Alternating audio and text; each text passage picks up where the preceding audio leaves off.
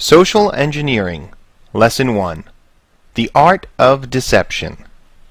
The honest reality about your network is that in spite of all of the incredible effort that your network administrators put into protecting it, all of the firewall and antivirus software, all the additional security measures, there is one link that is always the weakest.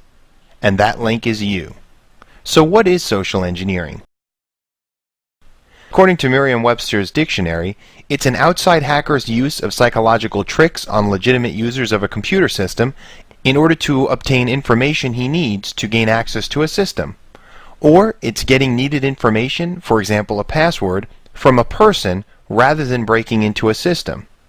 Or social engineering involves gaining sensitive information or unauthorized access privileges by building inappropriate trust relationships with insiders.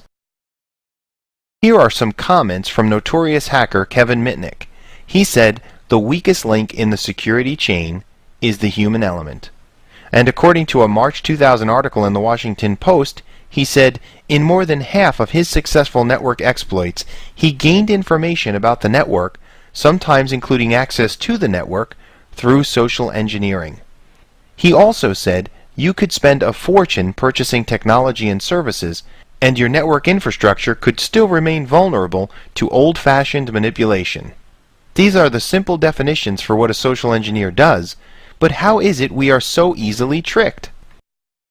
Well, social engineering is not a new thing at all. In reality, it's probably as old as speech and goes back to the first lie itself. Social engineering is still successful today because people are generally helpful, especially to someone who is nice, knowledgeable, and/or insistent. And remember, social engineering cannot be blocked by technology alone. In fact, Kevin Mitnick, from his book The Art of Deception, brings out that people inherently want to be helpful and therefore are easily duped. They assume a level of trust in order to avoid conflict. It's all about gaining access to information that people think is innocuous when it isn't. Yes, it's true. We want to believe people. When we hear a nice voice on the other line insisting that we help them, or when we hear that they can help us, we want to listen to them. We respond. It's part of our trusting human behavior.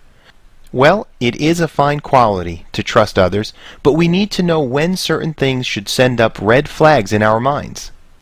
So even simple information that we think is unimportant may be used by a social engineer to hurt us or our company later on. So the key to protecting ourselves and our company from social engineering is to become more familiar with some of the tricks involved, and to have policies in place that prevent a social engineer from getting through our weakest links, us.